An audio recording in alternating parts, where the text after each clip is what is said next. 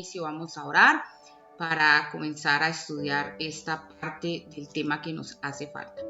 Bendito Dios y Padre Celestial, te damos gracias, Señor, por la oportunidad que nos das de estar aquí, Señor. Te pedimos, Señor, que nos des sabiduría, entendimiento por medio de tu Santo Espíritu para entender, Señor, la salvación en nosotros. Ayúdanos, mi Rey, a poder, Señor, comprender de manera correcta, Señor, lo que significa que tú vivas en nosotros y qué beneficio, Señor, trae tu vida en nosotros, Señor amado. Gracias por este espacio, Señor. Gracias por cada hermano al que le has dado la capacidad, Señor, de poder avanzar, de poder crecer y de poder ser instruido por medio de tu palabra. Amén. Vamos a estudiar ahora la siguiente diapositiva, que sería la contraparte de esta que estamos viendo. Pero la pregunta es, ¿qué pasa con personas que dicen tener al Señor en el corazón y siguen teniendo prácticas de pecado? O sea, todos vamos para el cielo porque Dios nos salvó y una vez salvos siempre seremos salvos.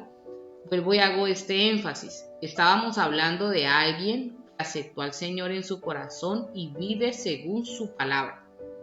Ahora, analicemos estas citas bíblicas. Nada puede quitarnos la salvación, pero nosotros sí podemos rechazarla con nuestras acciones, que es lo que vamos a ver en este momento. Dice la palabra de Dios, Mateo 10:33. Y cualquiera que me niegue delante de los hombres, yo también le negaré delante de mi Padre que está en los cielos. ¿Qué significa esto? Si bien nada externo puede quitarme la salvación, porque es un regalo de Dios a mi vida, un regalo que Dios dio, y lo que Dios dio no lo puede quitar nadie. Externamente hablando, yo sí puedo rechazar ese regalo que viene de Dios a mi vida. Mire lo que dice Mateo 10:33, y cualquiera que me niegue delante de los hombres, yo también le negaré delante de mi Padre que está en los cielos. ¿Qué significa esto? Hoy en día vemos hay un mover grande de personas que dicen esta frase: yo creo en Jesús, pero no en el Dios de la Biblia. Entonces uno llega y se queda como mirando y le digo, bueno, pero es que Jesús y la palabra son lo mismo. La palabra es Jesús, Jesús y la palabra son uno solo. Y Dios dice, si me ama, guarda mis mandamientos, dándonos a entender de que solo Él se siente amado a través de la obediencia. Entonces, cuando nosotros negamos la palabra, negamos a Jesús. Cuando nosotros negamos los mandamientos de Dios, pues estamos negando al Señor. Y tenemos una vida donde cuando lleguemos al cielo, el Señor va a decir, un momentico, ustedes a mí me negó. Yo le decía a usted, ame al prójimo, usted nunca lo hizo. Yo le decía a usted, no robe, no mate, no haga eso, no haga otro, pero usted lo hacía. O sea, negaba la eficacia de la palabra. Quien niega la palabra niega a Jesús, y si lo niega aquí en esta tierra, en el cielo será negado. Y si es negado, pues realmente cómo va a entrar a donde no lo reconocen. Ahí empezamos a entender que la salvación no es un objeto que se pierda en el camino, es algo que yo rechazo. Volvemos, hacemos este énfasis. La salvación no es algo, es alguien, es Jesús. Yo rechazo al Señor, yo mismo me estoy condenando en esta parte. Sigamos con la siguiente cita bíblica. Dice Mateo 24:13. Mas el que persevere hasta el fin, este será salvo. Muchos dirán, ¿serán las obras externas? No, perseverancia significa alguien que es contundente, determinante en lo que cree. Por eso les hablaba de que nosotros somos seguidores de nuestro Señor Jesucristo, no de humanos, no de personas. Si tú pones la vista en el hombre, te vas a decepcionar. Si tú pones la vista en una denominación, te vas a decepcionar. Debemos de estar en una iglesia, congregarnos porque es mandato de Dios, sí, pero nuestros ojos siempre deben estar puestos en el Señor para que no nos decepcionemos del Evangelio, porque la gente asocia mucho las personas con el Evangelio y esto provoca que la gente se decepcione. Entonces dice, no, es que mire fulano, mire sultano, que este pastor hizo eso, que este pastor hizo. Entonces se decepcionó y eso hace de que no persevere, sino que sea inconstante y se vaya. Entonces está diciendo, más el que persevere hasta el fin, este será salvo. ¿Qué significa eso? Que tengamos una fe inamovible por nuestro Señor Jesucristo. No importa qué pase, no importa lo que suceda, mi fe hacia el Señor debe de ser inmovible. Yo creo en el Señor, en su palabra y así ha de ser. Yo me congrego porque Dios dice que me congregue, yo sirvo porque Dios dice que debo de servir, yo hago esto porque Dios dice que debo de hacerlo y mi vida se basa en la palabra de Dios. Eso se llama perseverar. Dice que hasta el fin. ¿Por qué dice que será salvo? Porque Dios va a mantener en él. Miren lo que decía esta palabra. Si permanecéis en mí y mis palabras permanecen en vosotros. También este versículo que habla sobre el que me ama, mis mandamientos guardará y mi Padre le amará y vendremos a él y moraremos en él. Lo que hace que la presencia de Dios se mantenga en nuestra vida es a través de la obediencia a la propia palabra de Dios, a su propio mandato. Eso hace que Dios permanezca dentro de mi corazón y eso hace de que la salvación esté en continuo manifestándose en mí, porque es la misma vida de nuestro Señor Jesucristo. Mateo 7, 22, 23 dice la palabra de Dios. Muchos me dirán en aquel día, Señor, Señor, no profetizamos en tu nombre, y en tu nombre echamos fuera demonios, y en tu nombre hicimos muchos milagros, y entonces les declararé, nunca os conocí, apartados de mí, hacedores de maldad. Esto es una palabra muy fuerte porque esto habla de un tipo de persona que llegó a profetizar en el nombre del Señor, o sea, manifestó poder, dones. Es una persona que echó fuera demonios, es una persona que hizo milagros, mostrándonos de que es una persona que durante un tiempo manifestó el poder de Dios. Y para manifestar el poder de Dios significa que durante un tiempo estuvo en comunión con Dios, perseveró en el Evangelio, perseveró en la presencia de Dios. Pero hubo en algún momento que se apartó, digamos, de la comunión con Dios y él pensó que porque seguía haciendo eso era garantía de que cuando fuera al cielo iba a ser reconocido por Dios. Pero Dios dice aquí, muchos en aquel día me dirán, Señor, Señor. Y no solamente personas que manifiestan dones, habrá muchas personas que también dicen, no, yo creo en el Señor, yo me hago misericordia, yo procuro leerme la Biblia, yo todos los días me leo un salmo, yo todos los días, o sea, como que ellos creen que lo que hacen le muestra al mundo el amor de ellos por Dios. Entonces el Señor dice, entonces les declararé, versículo 23, nunca os conocí, apartados de mí, hacedores de maldad. Ahí volvemos al punto anterior de la diapositiva. No vamos a ser salvos por obras externas, no porque yo diga ser cristiano y aparente ser cristiano ya tengo el reino de Dios ganado.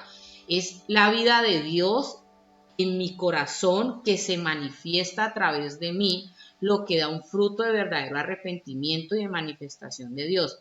Todo lo que se está nombrando aquí en Mateo 7, 22, 23 es una persona que aparentaba algo, pero por dentro ya no había una comunión con Dios. El Señor lo desconoce, le está diciendo, yo nunca te conocí, dándole a entender, tú y yo nunca tuvimos nada, yo nunca viví en tu corazón, yo nunca estuve dentro de él realmente. Entonces esto nos muestra que volvemos al mismo punto.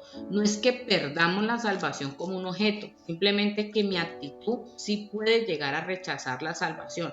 O al inicio de mi vida o durante mi vida cristiana. Hay personas que seguían a Dios y porque vieron un mal testimonio, se pegaron de eso para no seguir adelante en la vida cristiana. Le dieron la espalda a Dios como si Dios fuera el que los hubiera traicionado.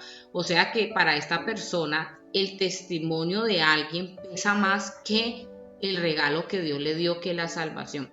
Sí, pero es que es muy feo ver a pastores y a evangelistas y personas dar mal testimonio. Claro, es horrible y Dios a ellos también les dará su recompensa por malas personas. Dios no se va a quedar con nada. Dios a cada uno le dará lo que le corresponda. Pero yo no puedo poner una excusa de la vida de alguien o de la acción de alguien que lo ponga como excusa para yo alejarme de Dios. Hagamos en esta pregunta y reflexionemos. ¿Cuál es la excusa que estoy usando para yo no acercarme a Dios? ¿O cuál es la excusa que yo estoy usando para alejarme de Dios una vez habiendo estado en su camino? Eso es importante porque yo puedo con mi acción rechazar la salvación de Dios. Y Juan 3:19 cierra con esta palabra que dice, y esta es la condenación, que la luz vino al mundo, o sea, nuestro Señor, y los hombres amaron más las tinieblas que la luz, porque sus obras eran malas. Lo más tremendo de esto es que la condenación no va a venir porque Dios se ensañe contra alguien, es porque el mismo Señor le va a decir, es que tú nunca me quisiste a mí, nunca deseaste que yo entrara a tu vida, tú me rechazaste. El único que puede salvarnos es el Señor. Hay personas que rechazan eso. Es como alguien que se está ahogando en el océano y llega alguien con un salvavidas y se lo tira y le dice póntelo para salvarte, y la persona dice no me gusta el color del salvavidas, entonces prefiere ahogarse porque no le gusta el color. Es lo que pasa cuando la persona esté delante del Señor y el Señor le diga no puedes entrar a mi reino.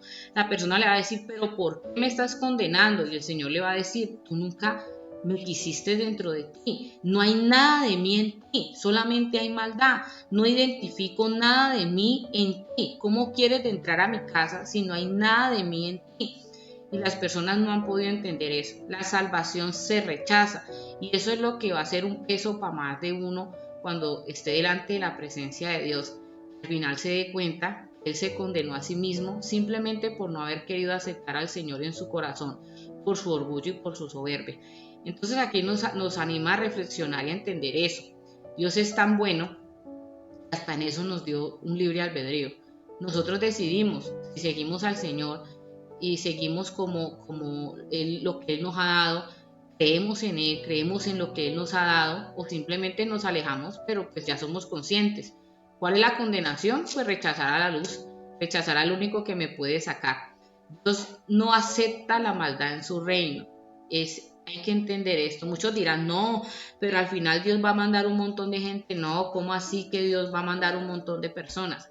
Dios ha dicho en su palabra, la maldad no entra a su reino porque Él es bueno.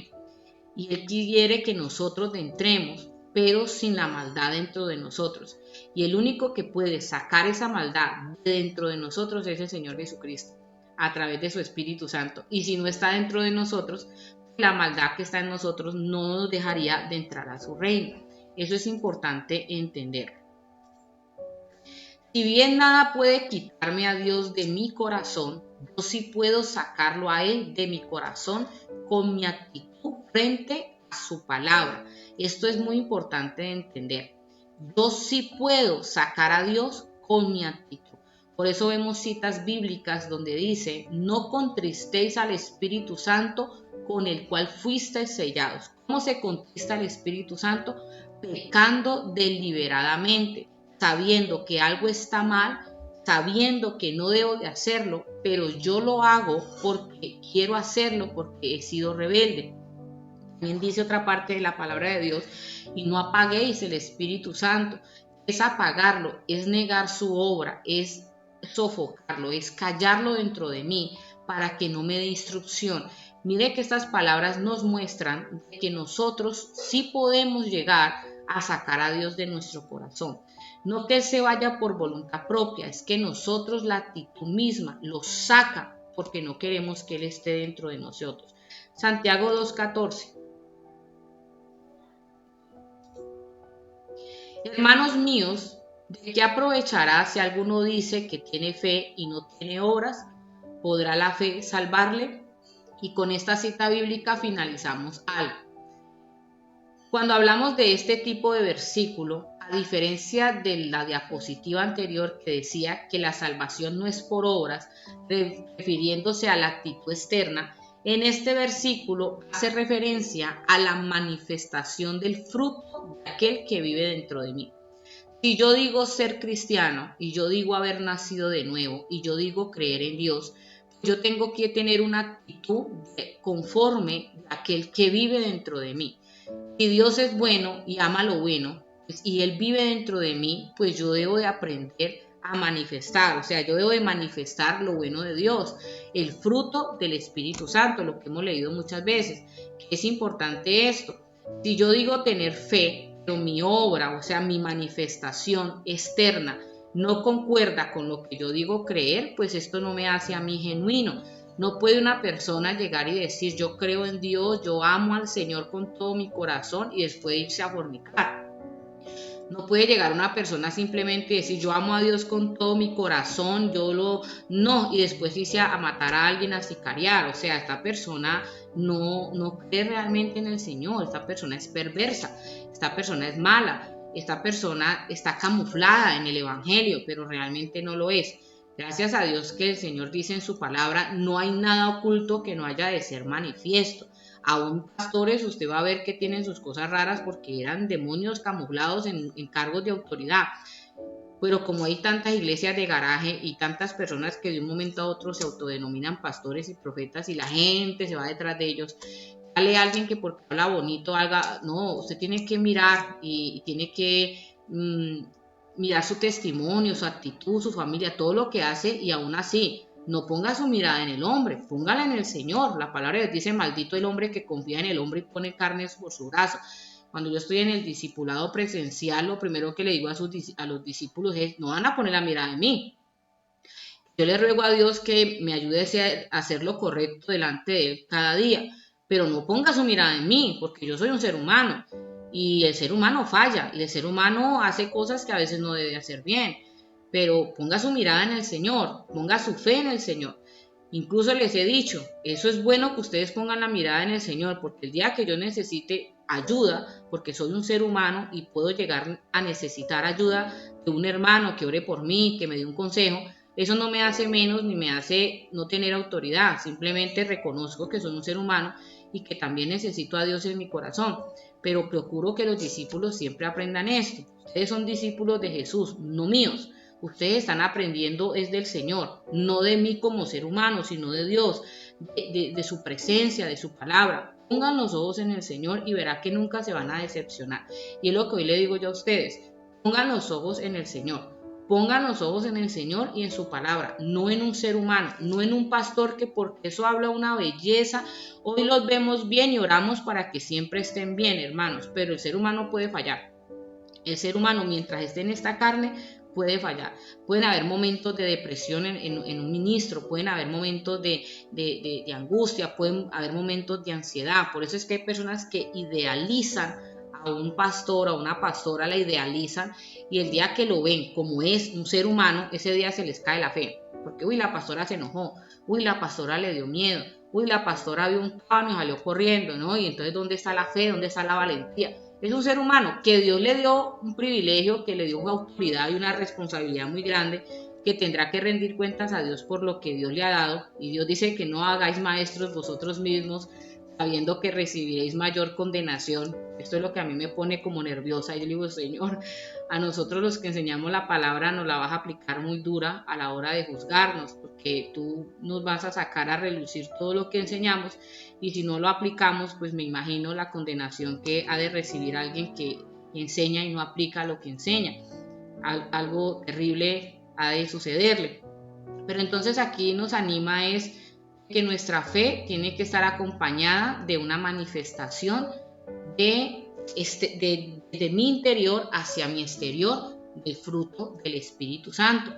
Ahora, si yo veo que estoy manifestando poco, pues no significa que Dios no viva en ti. Órale al Espíritu Santo, lo vamos a ver más adelante, de que te dé la capacidad de escucharlo, de honrarlo, y que te dé la capacidad de poder manifestar su fruto en tu vida. Amén. Seguimos con la siguiente diapositiva. Ahora, ya que hemos entendido todo esto de la salvación, que ha sido pues bastante complejo, como les decía al inicio de la primera parte, la salvación es un tema bastante complejo de explicar. Ahora que hemos visto, digamos, que la salvación, en vez de ser un objeto o algo que se adquiere al final de la vida, es realmente alguien, y es Jesús dentro de mí. Mientras Jesús permanezca en mí, como dice su palabra, si permanecéis en mí y mis palabras permanecen en vosotros, mostrándonos que el permanecer en la palabra de Dios pues hace que Dios mismo permanezca en nosotros. Si me amáis, guardad mis mandamientos. Hace referencia de que a través de obedecer la palabra de Dios, pues Dios nos va a amar y va a continuar, va a morar dentro de nosotros. ¿Qué beneficios trae esto? Aquí es donde muchas personas no entienden. Hay gente que dice, pero si yo soy salva, ¿por qué no siento? ¿Por qué no disfruto? Porque quizás estás viviendo la salvación de una manera diferente, porque te la enseñaron, perdón, de una manera diferente, como un objeto. Si tú vives la vida de Jesús dentro de ti, o sea, que Jesús vive dentro de ti, pues tú vas a empezar a manifestar y vas a obtener resultados favorables en tu vida. Vamos a ver qué resultado nos dice la palabra de Dios, que Dios viva en mí, qué beneficios trae. Romanos 8, 1, 2 dice, ahora pues ninguna condenación hay para los que están en Cristo Jesús, los que no andan conforme a la carne, sino conforme al Espíritu. Porque la ley del Espíritu de vida en Cristo Jesús me ha librado de la ley del pecado y de la muerte. O sea que ahora que Jesús vive dentro de mí, yo estoy libre de la condenación. Me siento confiado de que si muero me voy con Él y que Dios tiene cuidado de mí. Ahora, porque Cristo mora dentro de mí. La siguiente cita habla que otro beneficio de que Jesús viva en mi corazón, Colosenses 3:3, dice la palabra de Dios, porque habéis muerto y vuestra vida está escondida en Cristo, con Cristo en Dios. O sea, estamos escondidos en Cristo, estamos guardados por Él. Cuando tenemos a Jesús dentro de nuestro corazón, nosotros estamos escondidos en Él y Dios nos guarda, Dios nos protege, Dios nos ampara. Sentimos esa seguridad y esa confianza de ser guardados por el único poderoso que es Dios en nosotros. Amén. La siguiente cita que habla, que produce la vida de Jesús en mí, Filipenses 3:20 dice, nuestra ciudadanía está en los cielos, de donde también esperamos al Salvador y al Señor Jesucristo. Significa que somos ciudadanos del cielo. Cuando Jesús vive dentro de nosotros, nos da la certeza de que nuestra morada está en el cielo, de que ya nosotros no nos preocupamos tanto por la nacionalidad en sí, si somos de aquí o somos de allá, no. Nosotros entendemos que nuestra ciudadanía está en el cielo y que nuestra casa está en el cielo. Queremos vivir bien acá y tener, digamos, cosas que sean materiales, eso es algo que no se le va a negar a nadie. La gente quiere estudiar, la gente quiere tener una casa, pero cuando Jesús vive dentro de ti, tú te das cuenta de que hay algo mayor que esta vida, que es una vida eterna con Él. Te das cuenta de que ya no es como tan importante o como prioritario lo material aquí, aunque lo queremos tener, pero no se vuelve una prioridad, sino que mi prioridad es mantener esa comunión con Dios porque sé que en Él tengo salvación, tengo riqueza, tengo una vida eterna. O sea que algo que trasciende mucho más allá que lo físico que tenemos ahora. Tener al Señor Jesús en nuestro corazón, primera de Juan 5:18, dice que sabemos que todo aquel que ha nacido de Dios no practica el pecado, pues aquel que fue engendrado por Dios le guarda y el maligno no le toca. El mal no puede tocarme. Bueno, aquí hago una aclaración. En la vida tendremos aflicción, dice la palabra de Dios. Dice también el Señor que tendremos pruebas. Eso es algo que va a pasar en la vida de los cristianos también. De que habrán pérdidas, habrán situaciones, muchas cosas que han de acontecer. Cuando Dios dice que el enemigo no nos puede tocar, hace referencia de que por voluntad propia Satanás no puede dañarnos, no puede venir y destruir nuestra vida porque él quiera destruirla.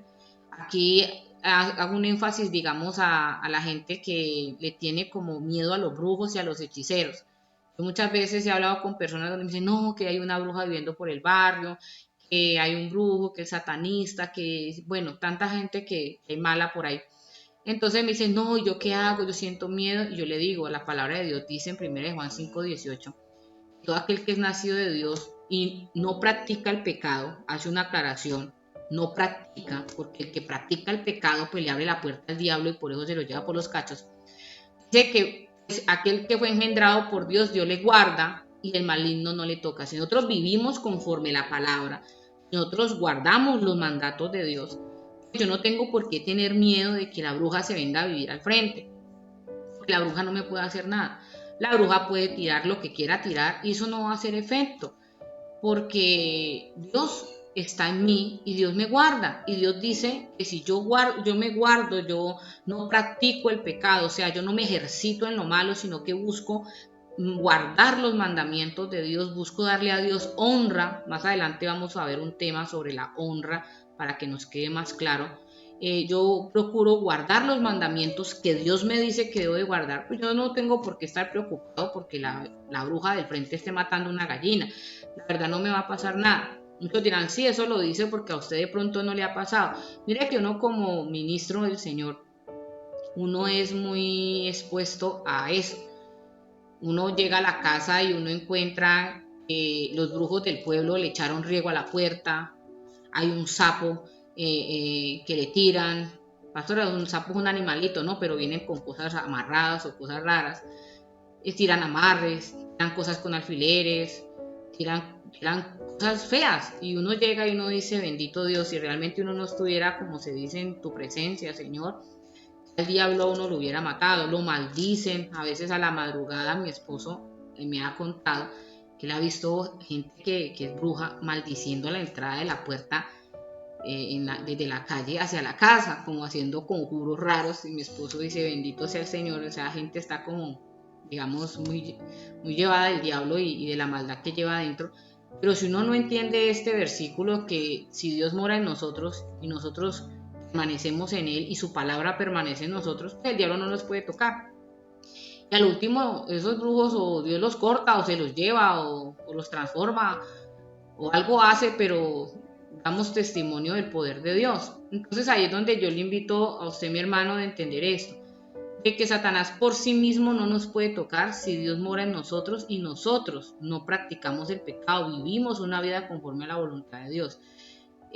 Podemos estar confiados de que Dios guarda nuestra vida, nuestra casa y nuestros hijos. Ahora, si a mí me gusta estar en los dos bandos, hoy soy cristiana, pero mañana practico lo malo, el versículo posiblemente no se aplique tanto, pues porque le estoy abriendo una puerta al diablo.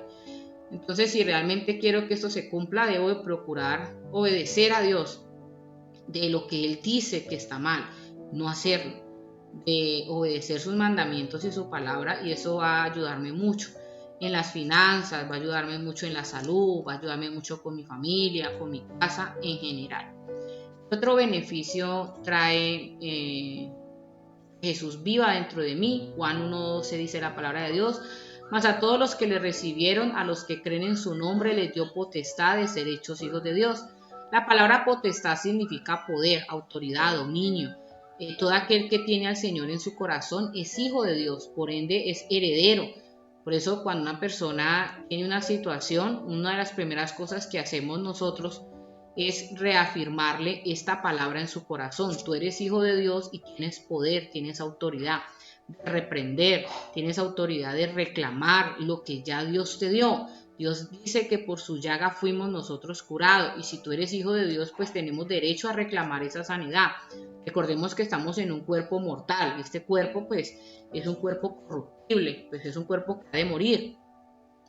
Si no viene Cristo en ese momento, pues este cuerpo no va a llegar al cielo y muere. Pues usted puede ver, hay muchos cristianos enterrados en el cementerio, porque es un cuerpo que se deteriora y hay muchos tipos de enfermedad. Más adelante también hablaremos sobre el tema de la enfermedad y los mitos que hay sobre este tema y la verdad bíblica sobre el tema de la enfermedad.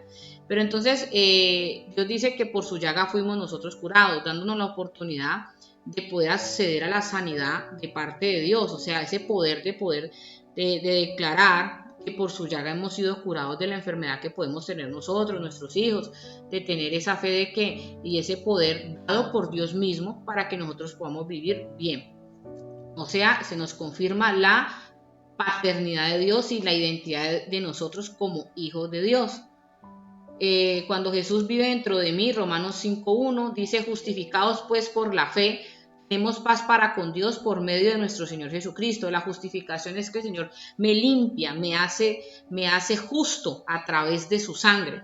Cuando Jesús vive dentro de nosotros, toda la maldad y el pecado que me condenaban y me desmeritaban delante de Dios, pues Jesús viene y lo limpia y me hace justo para Él a través de su sangre en mí. Eso hace que yo tenga paz para con Dios. ¿Qué significa eso?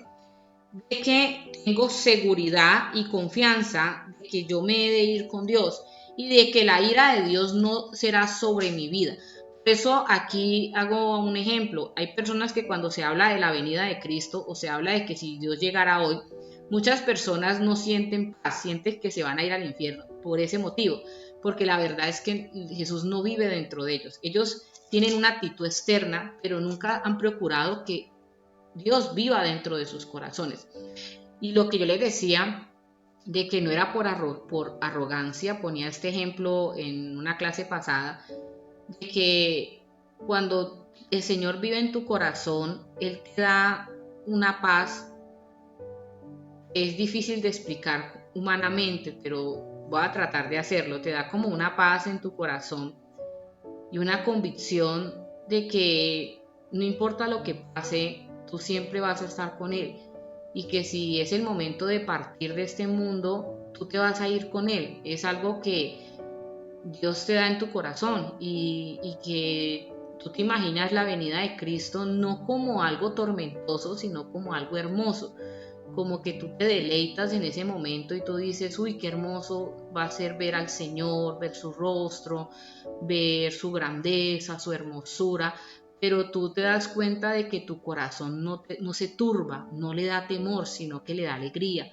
Tú te ves en el cielo andando con el Señor, tú te ves adorando al Señor, tú te ves mirando al Espíritu Santo, tú te imaginas en el cielo hermoso, allá en el reino de Dios, y tú te da como una alegría y un anhelo, y tú dices, ay, qué hermoso cuando venga mi Señor, estar con Él, verlo. O sea, tantas cosas que vienen al corazón, y te das cuenta es que el que provoca esa sensación en ti es el mismo Señor viviendo dentro de ti, porque el que no tiene al Señor dentro de su corazón, le hablan de la venida del Señor y él se imagina rayos, centellas, abriéndose la tierra, saliendo fuego y humo. Sí, puede pasar, pero los que están en el Señor sienten la convicción de que van a estar con el Señor y de que eso no les va a pasar nada a ellos.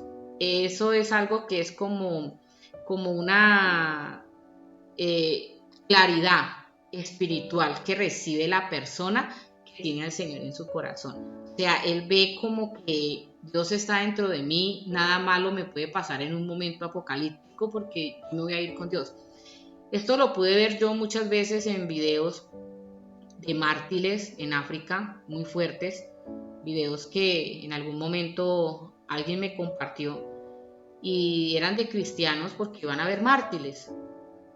Y era que en el momento en que esas personas morían, su expresión era con una paz, con una, con una tranquilidad, que a pesar de lo que se estaba moviendo externamente, porque muchos iban a morir, estaban muriendo, en ellos no había una expresión de angustia y de dolor. Es como si su mente se hubiera bloqueado y como que sus emociones se hubieran anestesiado, y estas personas están como inertes allí y son cristianas pues de verdad, ¿no? Son cristianos de verdad que no han negado la fe, cristianos realmente que se dan testimonio de quién vive dentro de ellos, porque hoy en día hay gente que dice amar a Cristo, pero llegan a pelar un bisturí y lo negaron.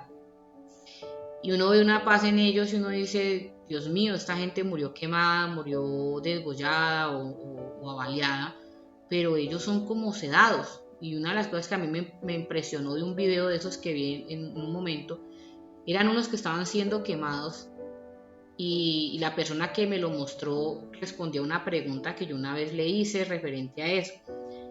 Y yo decía, Dios mío, estas personas no se mueven, o sea, es como si el alma ya se hubiera ido de ese cuerpo antes de tocar la misma candela. Me acordé lo de Esteban. Esteban, cuando es apedreado en la Biblia, mientras lo apedreaban y lo mataban, Esteban veía la gloria de Dios, mostrándonos de que Esteban estaba tan lleno de Dios que no sintió que lo estaban matando. Para él estaba muriendo el cuerpo, pero a él ni le dolía. Él veía la gloria de Dios.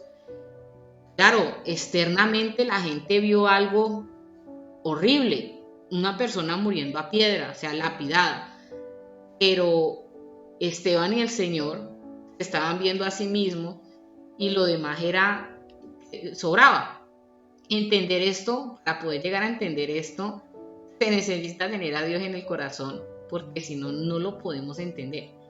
Vamos a ver algo terrible y algo siniestro si llegamos a pensarlo humanamente, pero si lo vemos desde el espíritu, pues nos damos cuenta de que Dios nos da una paz que sobrepasa todo entendimiento, y esa paz es a través de nuestro Señor Jesucristo morando dentro de nosotros. Entonces, si nosotros sentimos ese temor, tenemos que orar a Dios y pedirle a Dios, es el próximo tema, la oración, el que vamos a ver, cómo tener una relación con Dios para que todo esto que estamos leyendo sea cada día más efectivo y contundente en nuestras vidas. No significa que yo ya estoy pues como Esteban y que yo ya entendí eso a la perfección, sino que he ido aprendiendo ese punto de vista y he aprendido que en el Señor se puede tener esa paz que sobrepasa todo entendimiento y esa convicción de que con Cristo viva o muerta, pues siempre estaré con Cristo. Y es algo que todos debemos de aprender. Siguiente diapositiva. Seguimos con los beneficios. Estos son algunos.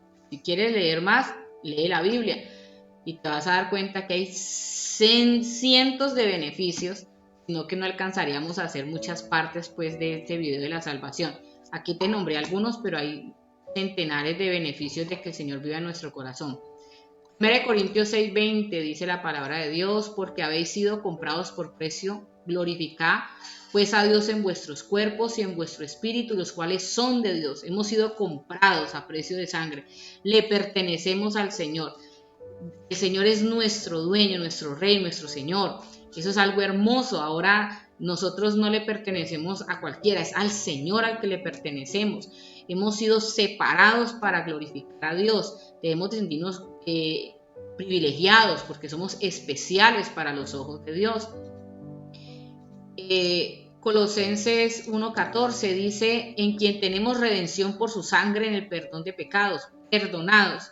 Cuando Jesús vive dentro de nosotros, somos perdonados de nuestros pecados y el Señor nos limpia de toda maldad. El Señor nos perdona, nos justifica, nos ama y nos da una nueva vida. Después sigue 2 Corintios 5:17 al 20. En este caso, resumí el versículo, pero te invito a que lo leas completo en la casa. Dice, en Cristo somos nuevas criaturas. Lo viejo ha pasado y todo es nuevo.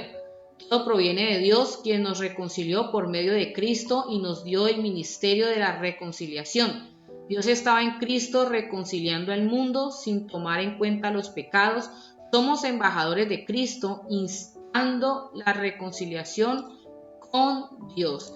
Significa que en esta parte de la palabra Dios nos muestra que nos da un lugar de privilegio, embajadores, representantes de su reino aquí en la tierra. Nos hizo nuevas criaturas.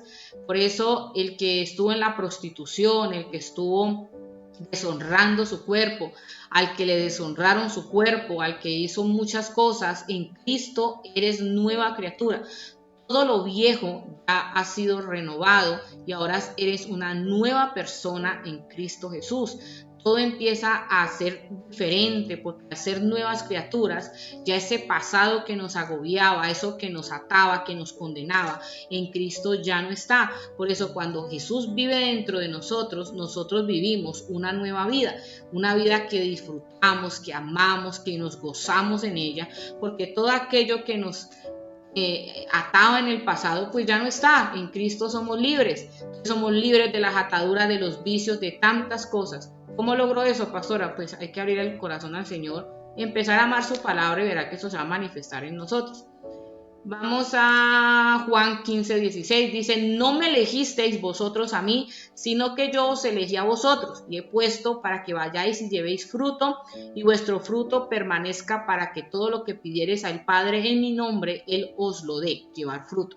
Volvemos y resumimos este versículo con lo que le decía de que Dios conoció quién tenía un corazón más dispuesto o quién no, y digamos que ese acercamiento más rápido o para que lo aceptaran, pues ha venido siempre de Dios. Ahora, el Señor está diciendo, no es tu elección el que la salvación esté a la puerta. O sea, la oportunidad de salvación fue extendida para Dios, para todos. Pero el que esté en la puerta de nuestro corazón no llegó por nosotros, llegó por el amor de Dios que a nosotros nos extendió la salvación. Nosotros fuimos escogidos por Dios para que esa salvación llegara. Ahora nosotros abrimos la puerta de nuestro corazón, le dimos, digamos, ese honor a Dios y reconocimos en el tema del arrepentimiento que nosotros necesitábamos arrepentirnos y aceptar al Señor en nuestro corazón. Ahora Dios dice, después de todo lo que he hecho, pues tú debes de dar fruto. Tú debes de manifestar mi presencia en los demás. A través de ti debes de manifestar que yo vivo dentro de ti. Se llama llevar fruto. Y seguimos con Salmo 5:11. Alégrense todos los que en ti confían, den voces de júbilo para siempre porque tú los defiendes. En ti se regocijen los que aman tu nombre. En el Señor Jesús, cuando vive dentro de nosotros, tenemos gozo. No significa que no vayamos a tener dificultades y que en algún momento no vayamos a llorar, pues la palabra de Dios dice, en el mundo tendréis aflicción, pero no temáis, yo he vencido al mundo. Y también nos habla de que van a haber pruebas. El Señor habla, dice que el crisol para la plata y la ordanza para el oro, pero que Él prueba los corazones, dando a entender de que van a haber momentos donde haya prueba. Vamos a ver un tema sobre lo que significa la prueba y la tentación más adelante para aclarar eso un poco más y así poderlo entender.